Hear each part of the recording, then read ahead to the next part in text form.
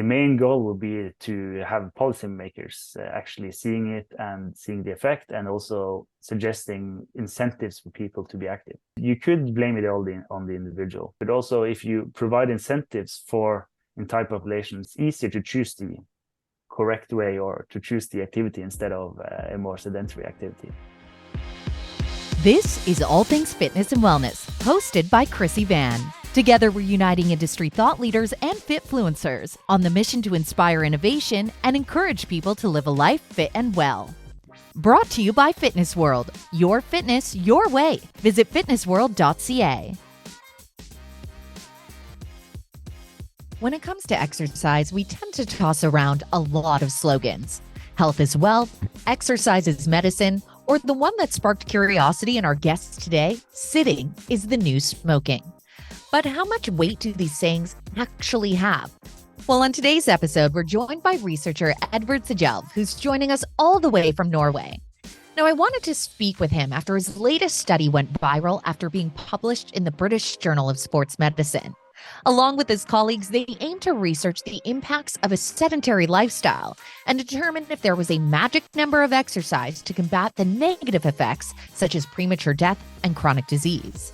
Their findings may feel obvious to some, but it's this type of educational resource that can motivate policymakers to create change in their populations and communities. Before we get to it, be sure to hit like and subscribe. We have new podcast episodes weekly featuring industry thought leaders and influencers. Plus, we're getting ready to launch a second weekly show, Exercise Snacks Bite-Size Science, where we do deep dives into the latest studies making headlines in the world of fitness and wellness. I'm your host, Chrissy Van, and this is ATFW.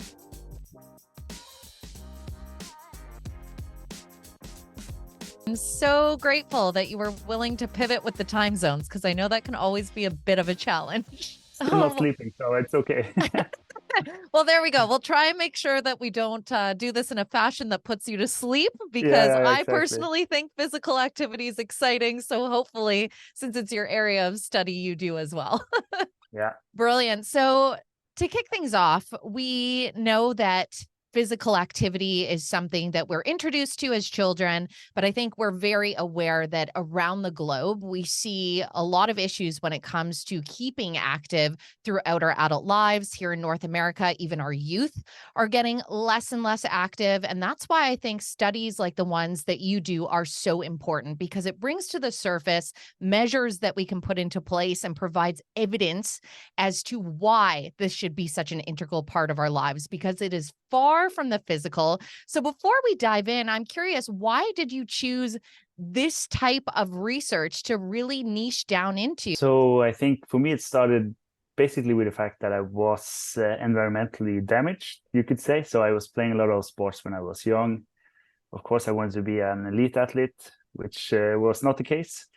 So I started to study sports science in university, but I think I realized at some point that in addition to all the performance benefits you can get from exercising in this way or in this way, there are a lot of health benefits too. And as you allude to, I also realized that given all the health effects you can see from exercise, it's kind of strange that not everyone is doing it. So that's basically the start of it. So I kind of started with elite sports, and then I realized that, okay, there's a lot to do with health, and it's quite interesting to know why people do not exercise. And also, further in my career, I've been examining more the health effects of activity in a population perspective, you might say. Especially the fact that, I mean, you emphasize the point there. Why isn't everybody taking part when this is so documented? And I think that that is why the studies and the research and that getting to the forefront is so important, especially now, because the physical inactivity numbers are really alarming. I'm joining you from Canada, where about 80% of people are not getting enough physical activity in their lives. And that is just baseline. So on that note, we know that our lives, and this is ironic because we are in fact in front of a screen right now, but so much of our lives are now spent work-wise and in our private time sitting down. And I know we keep hearing the words, "Sitting is the new smoking." So before we even dive into your latest research and study, what do you think of that statement? That's a part of why I did this study that was recently published. That was a quite bold statement, I would say, that come on, sitting cannot be that bad.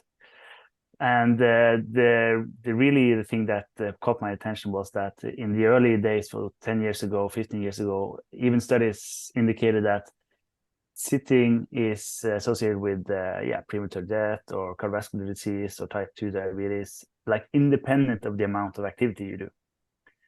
So meaning that it doesn't matter how much activity you do, you still have to avoid sitting down. So I thought that, like, from a biological or physiological perspective, that seems quite strange, given all the things that I've learned through my studies. So I had to try to figure out a little bit of that. So even my master thesis in 2016, some years ago now, even that study was about sedentary behavior or sitting.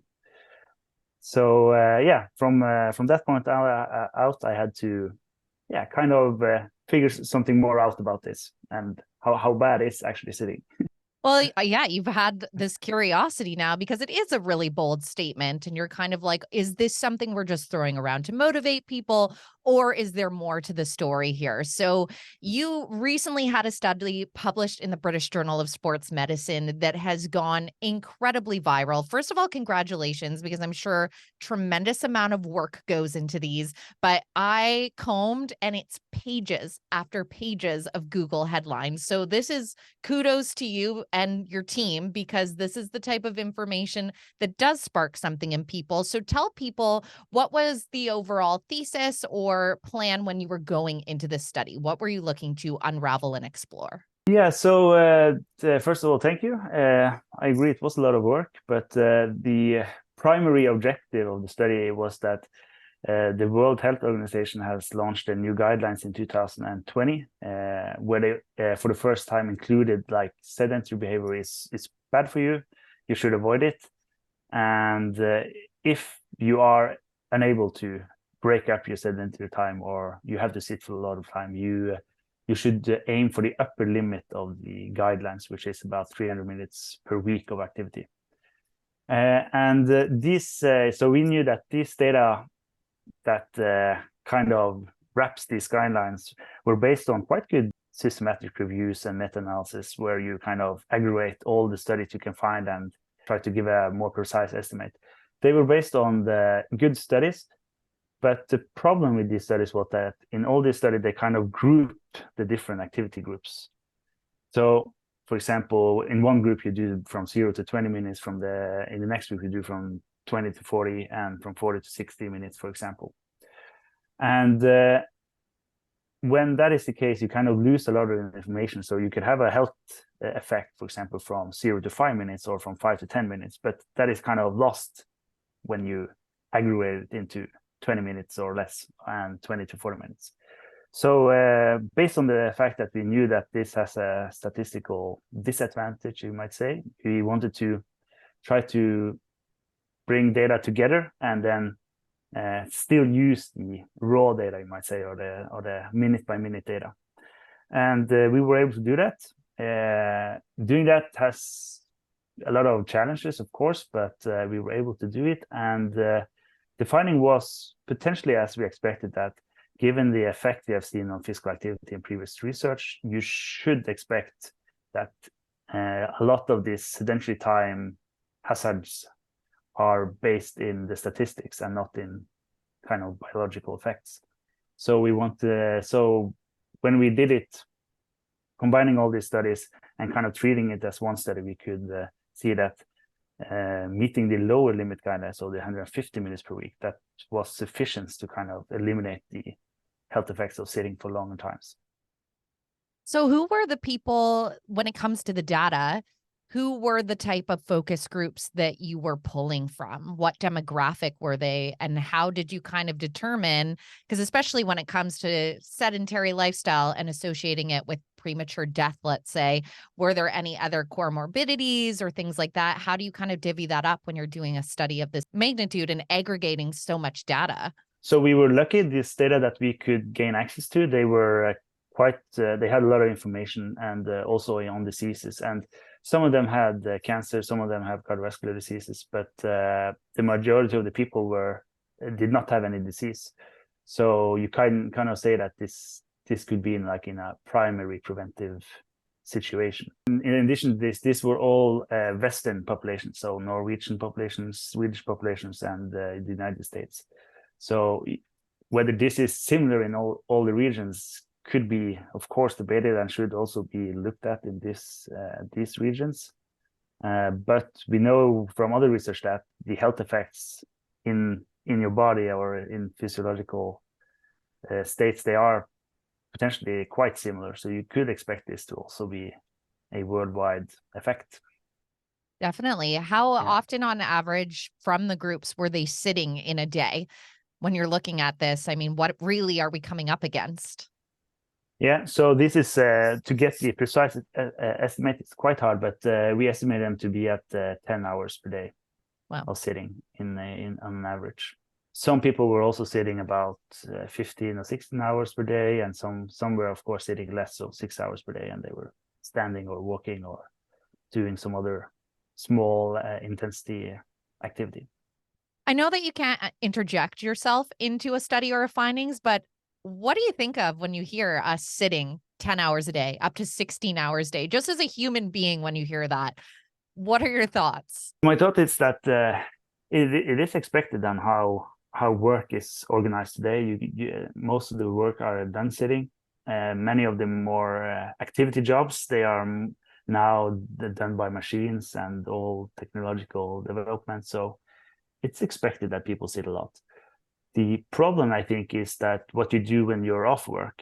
So you could do a lot of different things, but many people also then choose to sit down when they're off work.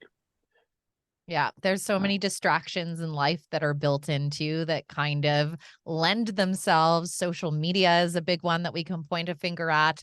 The endless streaming. Who hasn't sat in front of Netflix when it's asked if you're still there watching? Which is probably the most horrifying question. That's when you're like, oh, maybe it should say like, take a walk. But we're not quite there yet. So what then was the magic number when it came to getting activity? What type of activity should we be incorporating based on this study? And does it have to all be done at once in your day? The idea is that the measurements that were done over 1 week, and we average it over every day. But the point is that this is kind of the estimate that you think is the habitual level of an individual. So if you're doing 150 minutes per week, you expect them to do it every week, every year. Of course, that's not true, but that's the estimate that we provide. So it's all about continuous engagement, I would say. So you have to do it, if not every day, you should do it every week. And if you do that throughout your life, we expect them to have a much lower risk of premature death, which we measured. But also you could expect them to also have a lower risk of cardiovascular disease and type 2 diabetes. Kind of seems like a no-brainer for so many of us. There are very few things you could get a prescription for that, truthfully, you're hard-pressed to find the side effects. This really seems like the natural thing that we should be incorporating. And from what I understand, the aim was around 22 minutes a day was being thrown out there. Yeah, so 22 minutes per day was the median. So the exact 50% of the distribution of the data. And that is equivalent to meeting the lower limit guidelines of 150 minutes per week. So it's 150 minutes per week, or as we estimated, 22 minutes per day. Well, and as you and I kind of talked about at the beginning there and acknowledged that it is a lot of work to sift through all of this and put together your findings. And I know that it's yourself and a team before it gets to publication. But once it did get published, as I say, it had a lot of virality, which I'm sure is quite beneficial in your field. But on top of that, how do you hope this information gets used once it's publicized? What would be kind of the ultimate goal in your view when people, because we are an information-based society, flick one to the next. So when we see this, it's something notable. How do you hope it's utilized? So population-based science is mostly about the population, so moving an entire population in one way or the other. So the main goal will be to have policymakers actually seeing it and seeing the effect, and also suggesting incentives for people to be active. You could blame it all on the individual, which I think also have been the focus in many media outlets for this study too, but also for other previous studies. And of course, you have your own responsibility to do some activity, but also if you provide incentives for entire populations, it's easier to choose the correct way, or to choose the activity instead of a more sedentary activity. So, for example, a really kind of intervention that is found to be effective is, for example, to make safe walk areas or safe bike lanes besides roads. And these are two things that people actually use when it's put into, or when it's built. And another issue in big cities is, for example, the access to green space, so parks. And having green spaces around blocks actually makes the people living in the blocks being more active than if it's not there. So these are kind of positive incentives that is actually moving people towards a more active lifestyle. And I think that would be the ultimate goal, to have policymakers realize that the money that they put into building these kind of things, that actually is quite beneficial for the population, but also the fact that it's also a potential to reduce a lot of the burden on health and disease. So you could actually save a lot of money on treatment for diseases if you are able to avoid them out in the real world. Yeah, I agree so much. I mean, I personally, through this venture, have been really involved in a lot of the lobbying efforts that are taking place in the United States. They have some policies that they're trying to put forward to incentivize physical activity through providing tax credits, where essentially people could put them toward a gym membership for youth sports equipment. Similarly, here in Canada, we have a tax line that they've been working toward. It needs to go from ineligible to eligible. For some reason, still, we're not quite there yet. And I know that globally, there's so many initiatives as well. And I love that you highlight what people could do in a city level, because I myself was from one of the most obese cities in Canada. My hometown took that title. And when you look at the town itself, there are no bike lanes. It is so car-centric. It is nearly impossible to safely get anywhere pretty much as a pedestrian. And now I live in Vancouver, BC, and I get that some people have issues with the bike lanes and what it does to traffic and this or that. That being said, we are a very physically fit population, and you see people utilizing these spaces. And it's not because of the weather being a bit milder, because we get 6 months of rain a year and people are still using them. So, you know, it's really great to hear what you're saying and then to actually see it illustrated in life. And it kind of shows the importance that research like yours, the more and more evidence we have, the harder and harder it is for policymakers to refute. And I think the more and more people have an understanding of it, it's going to get more people, basically the voter base, pushing their policymakers to implement these, which would be so wonderful to see. I know this isn't the only study that you've done. I mean, I was looking through, you've had endless research, but another one that caught my eye, and I think it was 2022 that it came out, where it was talking about enjoyment and the intensity of exercise. And I know that I work with a lot of gym goers, and they talk about adherence can be so difficult. What have been some of the findings overall that have stuck with you that you think are notable on that fact? So these studies were more like on an individual level. So what are the perceptions of exercise in this case for these individuals? And that there are two problems with this kind of research. The first is that to have people entering into a more exercise-wise study, it's mostly the fit people that actually show up. So we can only like kind of say what is the perception of exercise in the fit people, and potentially in the unfit, those are the ones that actually we want to know something about, but it's harder to know something about. But in these studies, we examined whether people enjoyed exercising, of course, and also the effective state they have. So whether you think this is comfortable or whether you think it's uncomfortable. And one of the kind of trade-offs there was that after exercising, you were quite satisfied, and you said you enjoyed the exercise, but during the exercises, the enjoyment was potentially not that high, and also it was for some people a lot of discomfort, meaning that during the exercise it's less comfortable than after. And then when it comes to adherence, which we did not measure in these studies, but is something that you could anticipate, is do you have higher adherence if you're enjoying the exercise after you're done, or if you're enjoying the exercise while you're exercising? We don't know, but it's potentially so that the more like the physical or the psychological state you have during exercise, that is actually what you are remembering afterwards when you are thinking about starting a new exercise session the next day or the next week or whatever. And that's that's a problem. I would say that potentially doing activity is quite exhaustive, and especially if you're doing it at high intensity. So whether high intensity is the answer for everyone, it's can be debatable. Yeah. Well, and I just found it so interesting and I wanted to ask that because I know there's always that viral quote, "You'll never regret going." And as I was reading through the study, I was like, that's basically what it illustrates. Sometimes during, you're like, this is the worst. Anyone that's decided it's a cardio day, you're like, why did I do this today? But you always feel so good after. And I think the more and more we make accessible options for people to go from no fit to low fit, because as you say, it is a certain population that you're kind of getting into these studies more often than the latter, but it's the latter that we're trying to illustrate that movement is just such an important part of our lives. And where we're at, it's a mix of policymakers, lifestyle, where you live, all the things that are kind of contributing to this lack.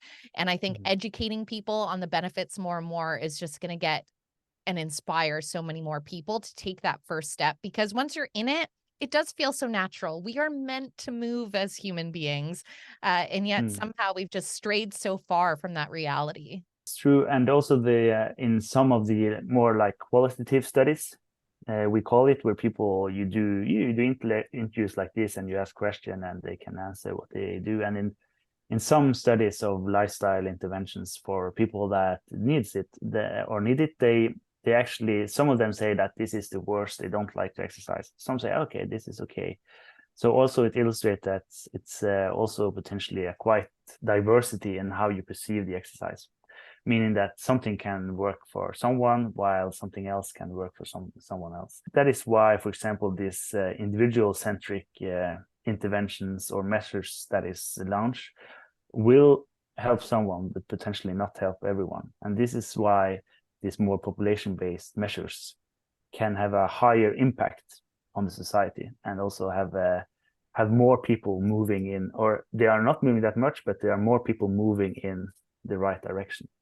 Definitely. And I think it's just so great to see the efforts that are happening on a global scale. It's like, to a degree, I know the world has felt more divided than ever, but I really think this is something that everyone can get behind. And as you mentioned before as well, from a preventative healthcare measure, I know here in Canada, our healthcare system is very taxed. There's so much that I'm grateful for. I go and I don't get a bill like my neighbors, but unfortunately, things have really changed post-COVID. And so I think if as a population, we're able to take more strides forward in bringing those risk factors down where we can, it's better for everyone. It's a huge money saver as well. For your research that you have planned ahead, what are you working on now that you're excited about?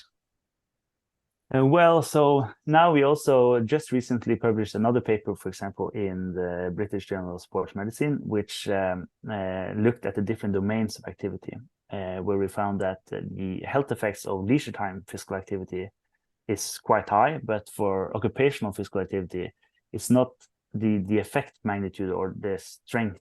So the health effects are not as great as for leisure time, even though for those doing some kind of walking and lifting occupation, they still had some low risk of death from cardiovascular diseases. So this was a quite interesting study which illustrates that it could also be with the domain that you're doing the activity. So whether you do it in your occupation or if you're doing it as leisure time. But at the same time, it could also be with other factors such as your income level, your access to healthcare, pollution, and all these kind of things, which is, I would say, quite interesting. And also, it could also be that the occupational types are more monotonous and not so, you cannot take a break when you want to take a break as you can do in your leisure time. So you kind of get exhausted from doing too much activity or too much activity in one single bout, you could say. Okay, that's actually really fascinating because I have a family member that is a walking letter carrier, and they talk about this all the time, almost like they end up plateauing with their physical activity unless they're doing what they're happening or doing their exercise in their free time on top of it. Yeah, and if you do that, that's perfect. So then you're doing a lot of activity. And coming back to the other study that went viral, you could also say that it doesn't seem like there is a health effect that is dangerous in the upper ends of activity level. So it's kind of steadily decreasing, but leveling off at some point. But in this study, we did not kind of split between the different domains, which the devices that you use to measure activity could not do. It's still interesting to know more about the different domains, and also potentially future research will also focus on different types. So, for example, we know a lot about cardio exercise, but there is less known about strength training and doing these kind of things, which is also embedded in the guidelines by the World Health Organization. So that's, people are doing it and they are finding cool things, but still it's at the population level. It's harder to kind of measure if you're lifting or if you're doing squats compared with walking or running or cycling. Well, I'm sure even the role technology will play, and especially as a researcher, it must be so intriguing for you. Wearable trackers, the connected fitness market is growing rapidly. So I'm sure you're going to have access to more and more data to dive into very soon. Yeah, that's I agree. There is, and also with this activity trackers, which I also have myself, like you could get minute by minute data over longer periods than we used in these studies. Of course, a lot of data also takes a lot of time to analyze. Fair enough. Yeah. Well, on that note, I want to thank you so much for your time because, as I say, for those listening, you're joining me in Norway. I'm here in Canada, which means it's almost bedtime for you, the middle of the day for me. So I just so appreciate you providing more insights into these studies. And personally, I just want to thank you for the work that you and your colleagues do, because this is a message that I'm personally really passionate about bringing forward. My whole goal is to speak to the industry side so we have more tools to basically inform people of the power of movement. And as you alluded to, the work that needs to be done in policies in countries around the world, you're the ground level that gives us so much to stand on in that facet, and making sure that we're bringing evidence-based solutions to the top. So thank you very much for that. Yeah, thank you for inviting me. And this is also actually my first podcast appearance. So very cool thing to do. Well, I would not have guessed. So guess what? You nailed it. Thank you. You've just listened to the All Things Fitness and Wellness podcast, hosted by Chrissy Van. This episode was brought to you by Fitness World, your fitness, your way. Be sure to hit like and subscribe. We have new podcast episodes weekly featuring industry insiders and influencers. Together, we're on a mission for everyone to live a life fit and well.